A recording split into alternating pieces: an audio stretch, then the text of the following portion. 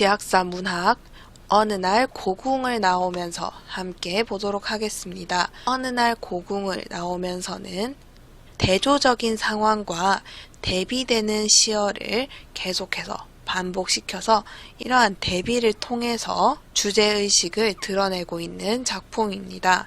그래서 겉으로 보면 작품에서 활용하고 있는 시어들이 아주 일상적이고 구체적인데 사실 시어들이 의미하고 있는 것을 우리가 당시의 시대적인 상황과 연관을 지어서 작품 전체를 읽을 수 있어야 하는 거죠.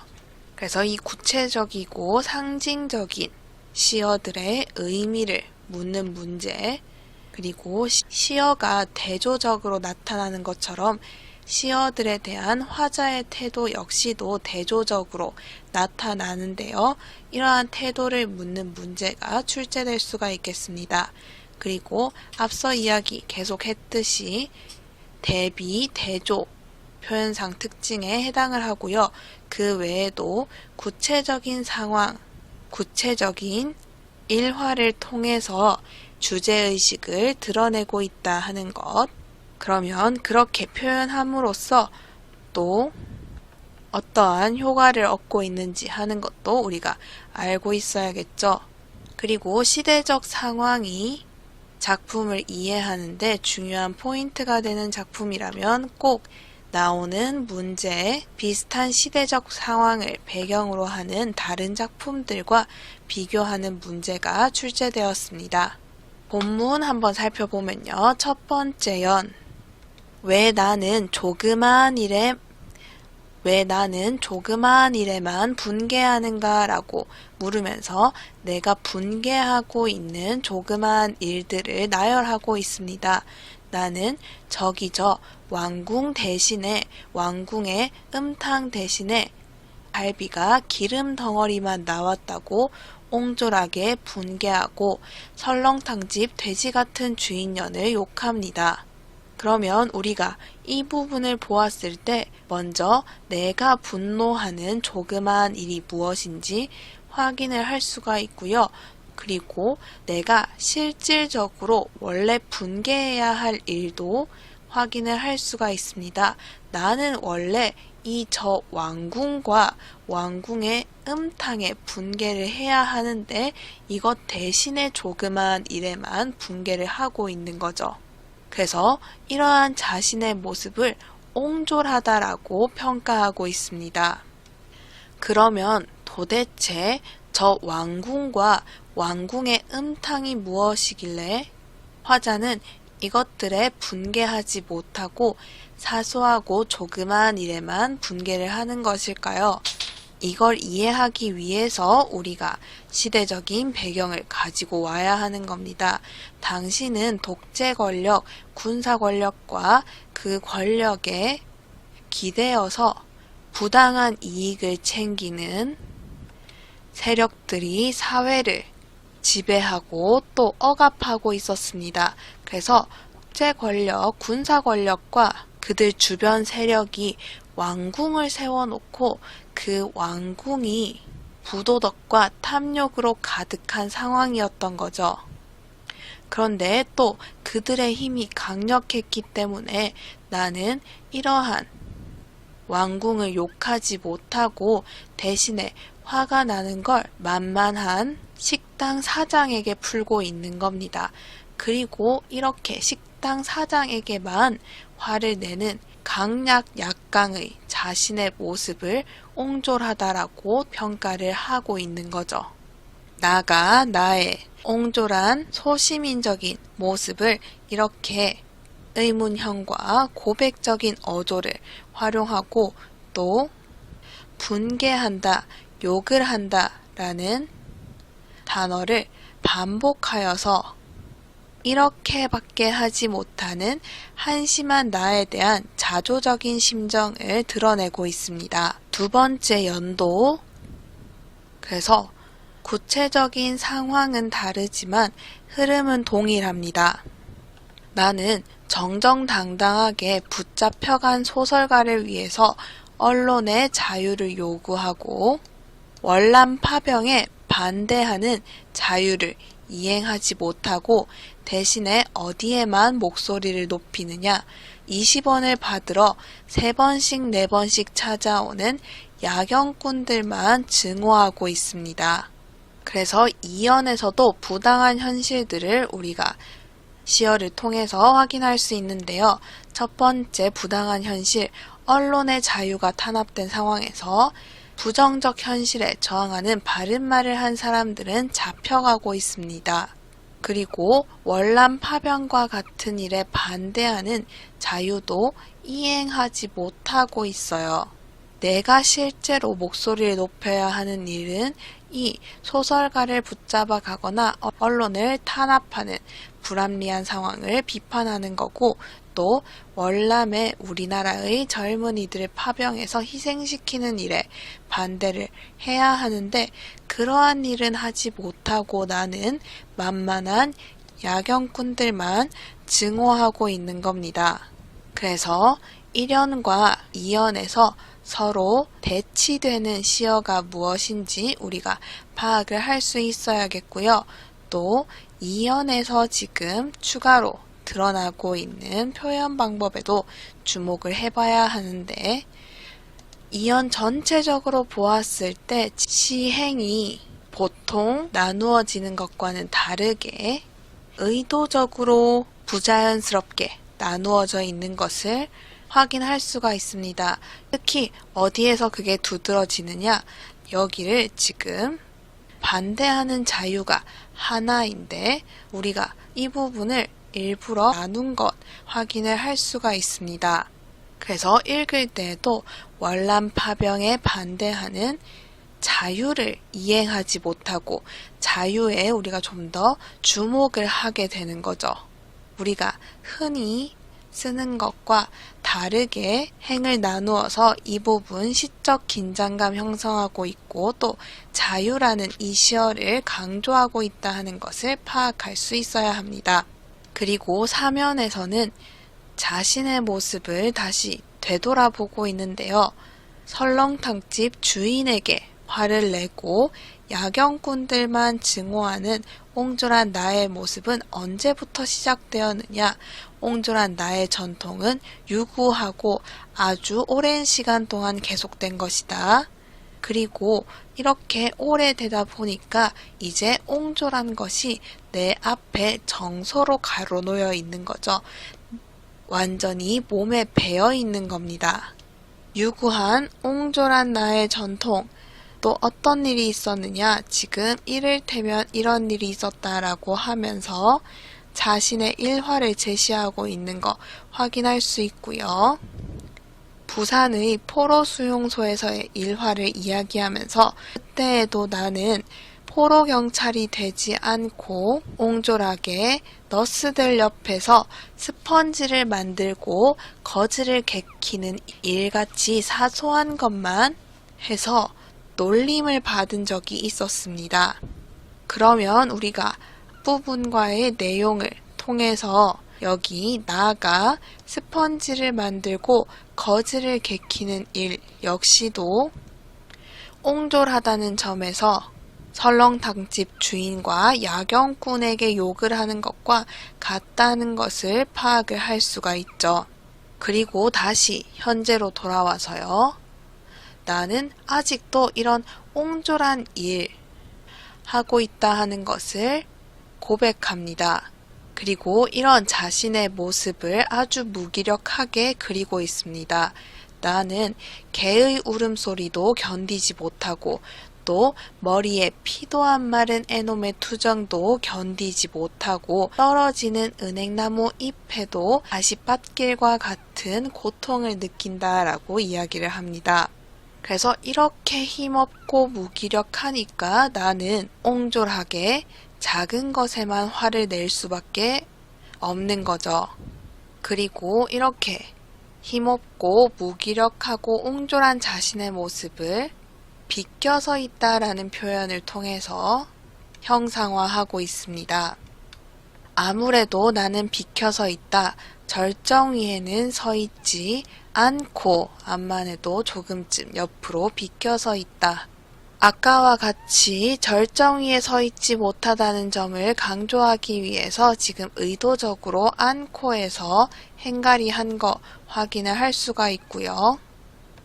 그만큼 내가 또 옆으로 비켜서 있다라는 상태를 강조하고 있는 거죠. 그리고 나는 왜 조그만 일에도 분개하는가, 야경꾼들만 증오하는가 하고 비켜서 있는 것과 절정 위에 서 있는 것으로 말만 바꾸어서 반성하고 있는 것 확인을 할 수가 있습니다. 그리고 이러한 반성을 바탕으로 자신의 모습이 조금쯤 비겁한 것이라고 알고 있다 이야기를 하면서 영탄적 어조와 의도적인 행가리를 통해서 강조하고 있습니다. 이번에는 쭉 내가 반항하는 사소한 것들 나열을 하고 있는데요. 그러니까 이렇게 옹졸하게 반항한다. 누구에게? 도치법 활용해서 이발쟁이에게, 또 땅 주인에게는 못하고 이발쟁이에게, 구청 직원에게는 못하고 동해 직원에게도 못하고 야경꾼에게 같은 표현 방법, 대조와 반복 사용하고 있고요. 조금 주목해야 하는 부분은 여기 마지막 부분입니다. 반복을 하면서도 여기 보면 내가 정말 사소한 일에만 분개한다는 것을 나타내기 위해서 이 사소한 분노의 이유가 되는 것도 그냥 나열하고 있지 않고요. 점점 더 사소하게 나열을 하고 있습니다. 20원 때문에, 10원 때문에, 1원 때문에 작아지고 있죠. 그만큼 작고 비본질적인 일을 놓고 내가 분개하고 있다 하는 것을 드러내고, 이를 통해서 또 그만큼 자신의 소시민적인 모습을 정말로 뼈저리게 반성하고 있습니다. 그리고 마지막 단락에서 이렇게 처절한 반성 끝에 나오는 독백 이어지고 있는데요. 누가 보더라도 작고 하찮은 대상들을 놓고는 그 대상들에게 오히려 내가 작다 하는 것을 이야기하고 있습니다. 모래야, 나는 얼만큼 작으냐? 그러면 이건 사실 모래, 너 정말 작은데 그런 네가 보기에도 내가 얼만큼 작으냐? 그만큼 작고 보잘것없고 부정적인 자신의 모습을 대비하면서 자조를 하고 있는 거죠. 모래 말고도 바람, 먼지, 풀 다 같은 겁니다. 이러한 대상들에게도 내가 얼만큼 작으냐 이야기를 하면서 마무리를 하고 있어요. 말줄임표 사용해서 앞서 시의 첫 부분부터 지금까지 계속 지속되었던 옹졸하고 소시민적인 자신의 모습에 대한 화자의 이러한 독백이 결코 끝나지 않을 것임을 드러내고 있습니다. 이 부분이 중요한데요.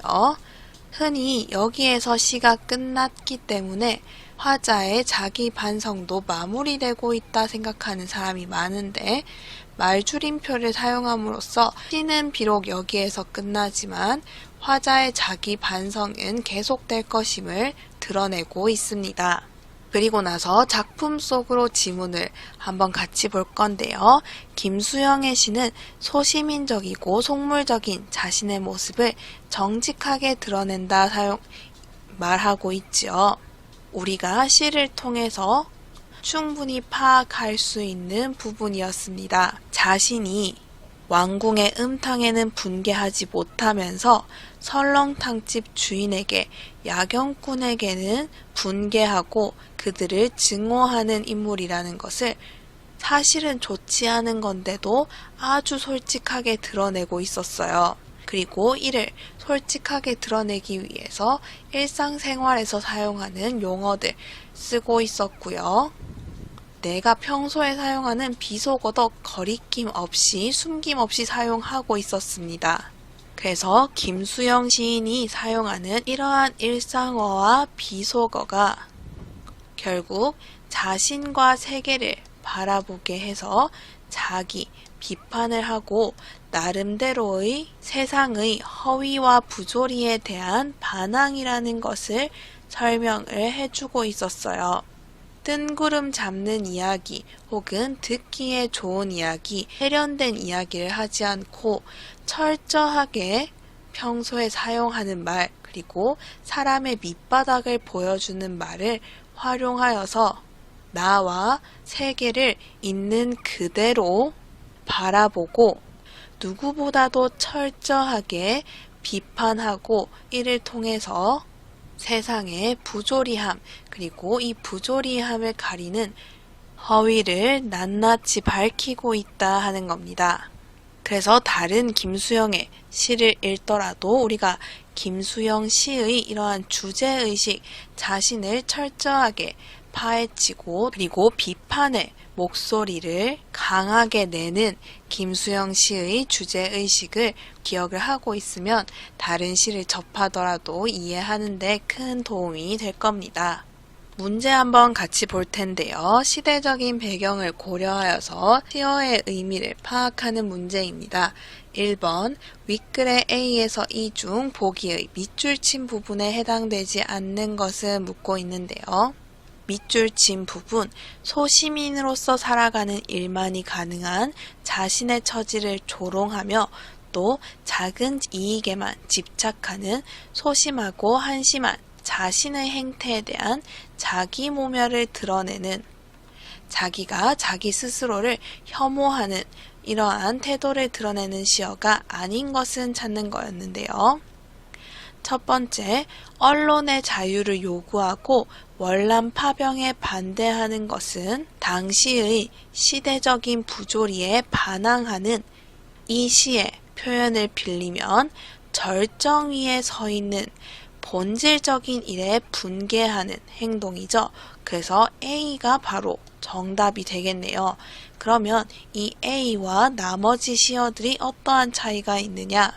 B. 지금도 내가 반항하고 있는 것은 이 스펀지 만들기와 거즈 접고 있는 일과 조금도 다름없다 이야기하고 있는데, 앞선 시어들 보면 나는 조그마한 일에만 분개하고요.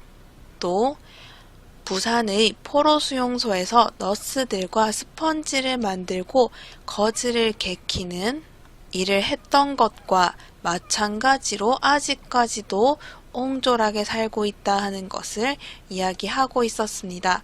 그러면 이 반항하고 있는 것, 그리고 스펀지 만들기와 거즈 접고 있는 일 모두 본질적인 것과는 거리가 먼 조그만 일에 집착하는 소시민적인 일이고 비켜서 있는 일인 거 알 수가 있죠.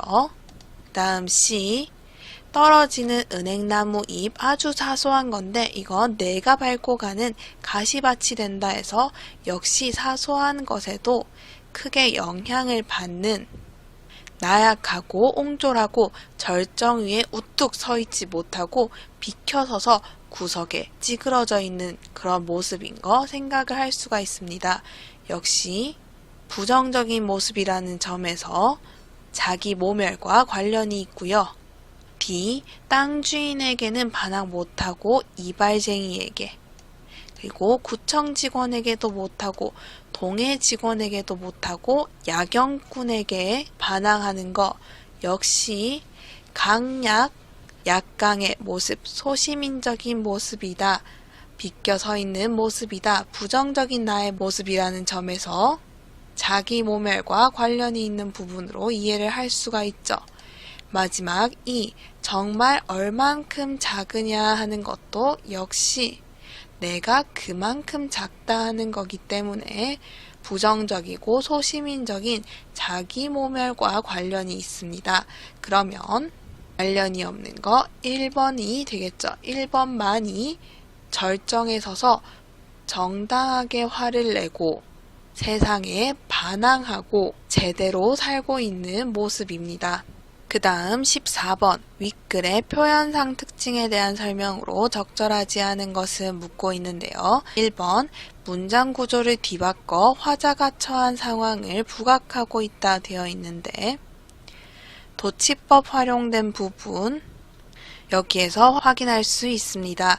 나는 반항한다, 이발쟁이에게 이렇게 이야기를 하고 있죠. 그래서 이발쟁이라는 내가 반항하는 대상을 뒤로 빼서 이렇게 따로 행으로 제시함으로써 그만큼 내가 사소한 일에만 화를 내는 소시민적인 사람이다 하는 것을 드러내고 또 반성을 하고 있었습니다. 다음 2번 자연물의 속성에 견주어서 화자 자신의 태도를 반성하고 있다 되어 있는데 마지막 연에서 확인을 할 수 있죠. 아주 작고 하찮게 생각하는 이러한 자연물들 언급하면서 이러한 자연물들에게도 내가 얼만큼 작은지 묻고 있습니다. 그러면 그만큼 소시민적이고 왜소한 자신의 모습을 반성하고 있는 것으로 생각을 할 수가 있겠죠. 2번도 적절하다. 그 다음 3번 화자의 독백을 통해서 내면을 드러내고 있다 되어 있는데 글 전체적으로 보았을 때 지금 화자가 자신을 반성하면서 독백 이어나가고 있는 거 확인을 할 수 있습니다. 그리고 이를 통해서 소시민적인 자신의 모습을 반성하는 내면을 드러내고 있죠. 3번도 적절하다. 그 다음 4번 유사한 통사구조의 반복을 통해서 화자의 정서를 강조하고 있다 되어 있는데 여기 첫 번째 연을 보면 왜 나는 조그마한 일에만 분개하는가 왕궁의 음탕 대신에 갈비에 분개하고 옹졸하게 분개하고 이렇게 무엇 대신에 여기에 분개하고 여기에 옹졸하게 분개하고 옹졸하게 욕을 하고 반복하고 있는 것 확인을 할 수가 있습니다. 그렇기 때문에 4번도 적절하다. 5번 서술어의 시제를 달리하여서 과거와 현재 상황의 대비를 보여주고 있다 되어 있는데 우선 과거와 현재 어떻게 나타나고 있느냐 본문에서 시에서 화자가 자신의 과거 모습 언급하고 있는 건 확인을 할 수가 있어요. 그런데 과거나 지금이나 나는 옹졸한 나의 전통을 유구히 유지하면서 살아왔죠. 과거와 현재 상황이 대비되고 있지 않고요. 그렇기 때문에 내가 지금 일을 현재 시제로 이야기하고 과거 일을 과거 시제를 사용해서 이야기를 하더라도 둘을 대비하고 있다고 보기는 어렵습니다. 14번에 적절하지 않은 것 5번이 정답이 되겠네요. 그 다음 교과서에서 함께 제시되었던 1965년 어느 이발소에서와 어느 날 고궁을 나오면서 함께 이해하는 문제 하나 풀어보도록 하겠습니다. 20번 나의 인물 중 태도가 가의 화자와 가장 유사한 사람은 되어 있는데요. 우리 가의 화자 어떤 사람인지 아주 확실하게 알고 있죠. 가의 화자는 강약, 약강, 그러니까 소시민적인 권력과 힘에는 복종하고 자신보다 약한 대상에게는 오히려 화를 내는 소시민적인 모습을 지닌 사람인 것을 알고 있습니다. 이를 바탕으로 해서 나의 인물들을 살펴보면요. 이발소 안에서 이 청년들이 사람들에게 막말을 하면서 무서운 분위기를 조장하자 사람들이 겁을 먹고는 아무 말도 못하고 사실은 이 청년들 아무 사람도 아니죠. 근데 다짜고짜 이발소 안에 들어와서 막 화를 내면서 분위기를 험악하게 만드는 것을 우리가 읽어보면 알 수가 있습니다. 사람들은 이러한 청년들에 대해서 아무런 반항도 하지 않고요. 심지어는 의심조차 하지 못하고 그저 겁을 먹고 눈치만 보는 것을 파악을 할 수 있습니다.